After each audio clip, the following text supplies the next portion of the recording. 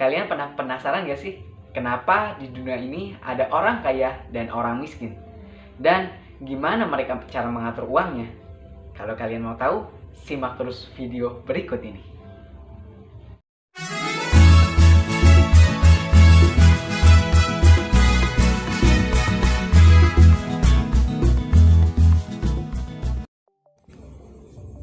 Hai semua, kenalin saya Afid. Di video kali ini kita akan kupas semua tentang kenapa di dunia ini ada orang kaya dan orang miskin serta orang menengah, dan bagaimana cara mereka mengatur keuangannya sehingga terjadi gap antara orang kaya dan orang miskin.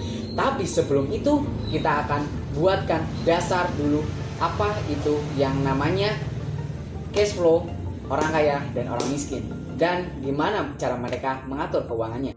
Pertama, kita akan sebuah tabel ya. Di situ adalah dasar-dasarnya yang akan membedakan antara orang kaya dan orang miskin. Inilah tabelnya. Yang pertama adalah pemasukan, yang kedua pengeluaran, yang ketiga aset, dan yang keempat liabilitas. Nah, ini adalah sebuah bentuk dasar dan konsep dasar tentang keuangan ya. Dan ada pemasukan, pengeluaran, aset, dan liabilitas. Aset dan liabilitas di video yang lalu sudah kita bahas. Dan inilah yang membedakan antara orang kaya dan orang miskin. Apa sih yang membedakan orang kaya dan orang miskin? Ketika orang kaya, orang miskin, dan orang menengah dalam mengatur uangnya, itulah perbedaannya. Langkah yang pertama atau contoh mengatur uangnya orang miskin. Orang miskin ketika ia mendapatkan pemasukan, di kolom yang pertama ya, ketika ia mendapatkan pemasukan, ia langsung gunakan itu untuk pengeluaran, dan uang itu langsung habis.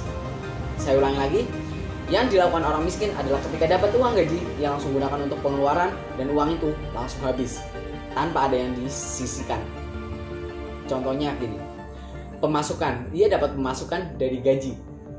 Nah, setelah dari gaji, ia gunakan untuk pengeluaran, untuk yang kolom kedua nih ya, pengeluaran, dan setelah itu langsung habis.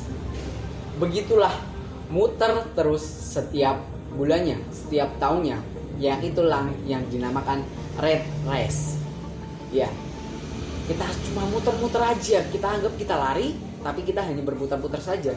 Kayak seperti di permainan tikus ya. Ketika ia cuma muter-muter lari aja, merasa lari, tapi ternyata dia jalan di tempat. Itulah yang kenapa adanya orang miskin. Ketika ia dapat pemasukan, langsung ia gunakan untuk pengeluaran, dan uang itu habis di bulan itu juga, dan itu berputar siklusnya. Pemasukannya orang miskin hanya memiliki dari gaji, dan pengeluarannya apa saja sih? Contoh-contoh pengeluaran, contoh cicilan rumah, cicilan motor, uang makan kita tiap hari, transportasi, kuota, liburan, jalan-jalan, dan lain sebagainya. Itu termasuk pengeluaran. Dan ketika orang miskin hanya memiliki satu income, dan itu digunakan langsung ke pengeluaran, dan itu langsung habis. Itulah kenapa orang miskin selalu berputar-putar di situ saja, dan setiap bulan uangnya habis. Nah, sudah tahu kan kenapa atau siklus keuangan orang miskin? Yang kedua, orang menengah. Ini kan tadi nih, yang pertama dari pemasukan. Nah, orang menengah bedanya dengan orang miskin. Ketika orang miskin langsung digunakan untuk pengeluaran, orang menengah digunakan untuk ke liabilitas. Ya, liabilitas. Ia membeli, dapat gaji nih ya, ia membeli untuk liabilitas. Yang di sebelah sini. Liabilitasnya contohnya apa? Dia membeli cicilan motor, cicilan barang-barang branded, cicilan barang-barang mahal, barang-barang mewah, dan cicilan itu nih ya, ketika orang menengah kan gajinya besar. Nah, itu gunakan untuk barang-barang yang besar, dan ia merasa kaya ya, merasa kaya ya. Dan itu beban itu masuk ke kolom yang kedua ini tadi apa? Pengeluaran. Nah, jadi muter, beli yang ia anggap aset, yang sebenarnya itu liabilitas, dan masuk pengeluaran, dan habis juga. Itu juga berputar-putar di kelas menengah. Cuma bedanya di kelas menengah ia memiliki barang yang lebih dari yang miskin. Di kelas miskin ia tidak memiliki barang sama sekali, atau hanya kecil sekali barang yang dimiliki. Sedangkan yang kelas menengah dia sudah memiliki rumah dan lain sebagainya, tapi dengan cicilan yang cukup besar juga sehingga gajinya juga habis juga. Dan itulah siklus keuangan orang yang kelas menengah.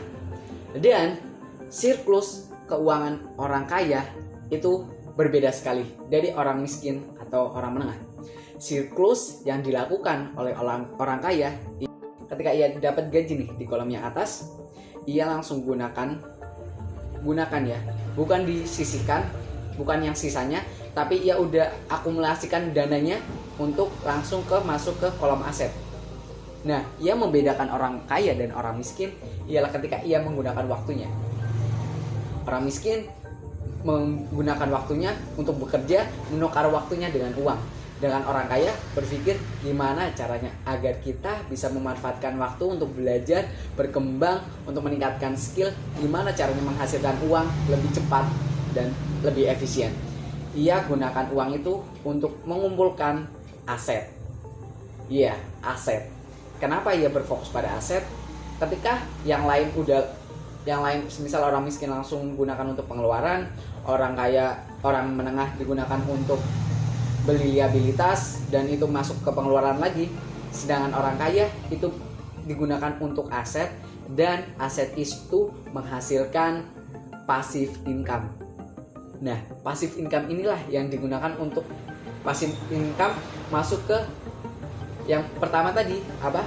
Pemasukan. Nah, ketika orang miskin dan orang menengah hanya memiliki satu pemasukan dari gaji, orang kaya ia memiliki lebih dari satu pemasukan karena ia berfokus pada mengakumulasikan aset. Ketika ia misal contoh, aset apa saja sih? Misal contoh, kendaraan yang disewakan, kontrakan, bisnis yang berjalan tanpa kita. Banyak sekali yang aset itu menghasilkan passive income. Ketika tidak ada beliau, dia bisa menghasilkan uang untuk orang kaya tersebut.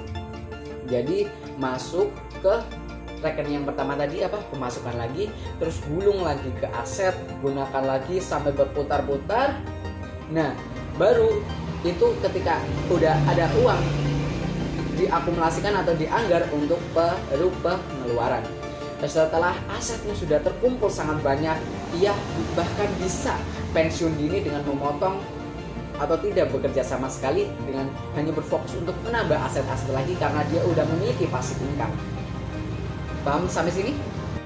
Nah, itulah yang membedakan antara orang kaya, orang menengah, dan orang miskin. Ketika orang miskin berfokus pada dapat gaji, pengeluaran bulanan, dan habis, orang menengah berfokus pada gaya. Dapat gaji besar digunakan untuk beli liabilitas atau beban cicilan yang sangat banyak, tanggungan yang sangat besar. Terus dari tanggungan itu menjadi pengeluaran, dan pengeluaran itu habis juga pada bulan itu, atau mungkin punya sisa sedikit lah. Nah, sedangkan orang kaya ini berfokus pada aset itu menghasilkan uang, uangnya itu baru digunakan untuk pengeluaran. Bisa dimengerti sampai sini? Oke, orang kaya dapat gaji digunakan untuk membeli aset itu menghasilkan passive income. Baru itu ada yang dibagikan untuk pengeluaran, ada juga yang dimasukkan untuk aset lagi, digulung lagi, dapat pemasukan, beli aset lagi, pengeluaran tetap berjalan, dan siklusnya sudah mulai besar. Dan ketika sudah memiliki banyak sekali passive income, baru ia mulai membeli gaya, menikmati hidupnya. Itulah perbedaan antara orang miskin, orang menengah, dan orang kaya. Nah, untuk itu kita juga harus sadar akan adanya gap atau perbedaan antara pemikiran orang miskin, orang menengah, dan orang kaya. Dan diharapkan dengan adanya video ini kita dapat meningkatkan kecerdasan keuangan kita untuk bisa terus belajar untuk berkembang dan untuk bisa masuk ke circle-nya orang kaya. Karena apa? Dengan kita terus bertumbuh dan jangan takut untuk gagal, kita bisa selangkah lebih maju dengan teman-teman kita yang hanya bertahan pada zona nyaman.